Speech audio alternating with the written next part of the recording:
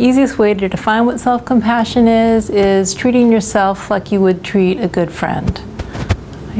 Oftentimes we're actually much harsher and more cold and critical with ourselves than we would be towards someone we cared about.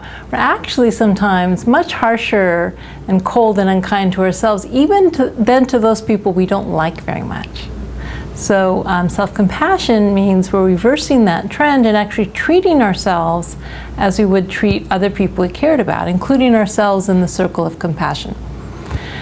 And more specifically, I define self-compassion as having three main components.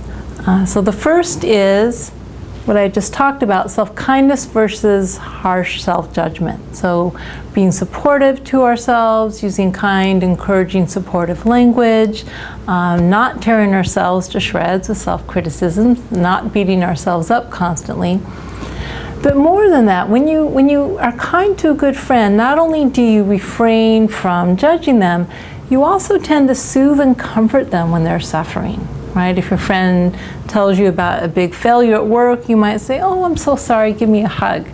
So the same thing with the self-kindness aspect of self-compassion is it means actively soothing and comforting yourself when you're feeling any sort of distress, whether that distress comes from a personal failure, seeing something about yourself you don't like, or else something difficult happens in your life. So the second element of self-compassion is common humanity, framing our experience in light of the shared human experience.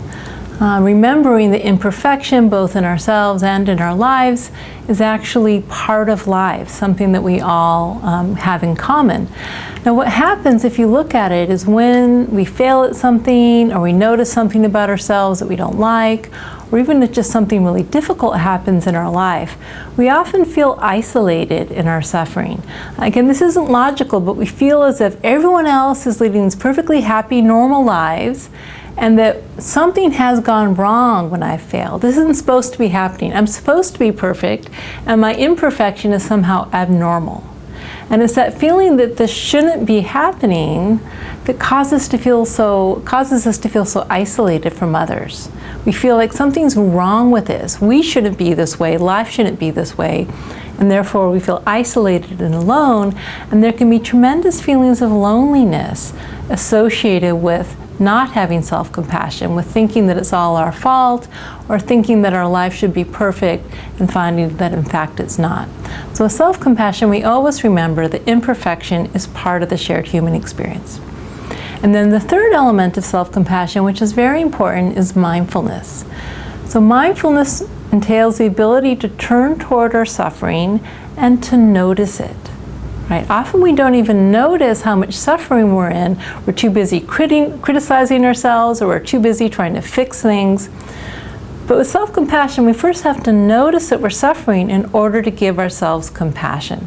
So we need to turn toward our painful feelings as opposed to resisting them or avoiding them and say, wow, this is really hard right now. And then when you do that, then you're able to respond compassionately. But you need to do it in a balanced manner. With mindfulness, you turn towards what is and you notice what's happening, but you don't run away with a dramatic storyline of, oh my God, this is so terrible, right? Going off on a tangent and exaggerating the extent of the situation. Mindfulness just recognizes and acknowledges what's happening and the pain you're experiencing as it is.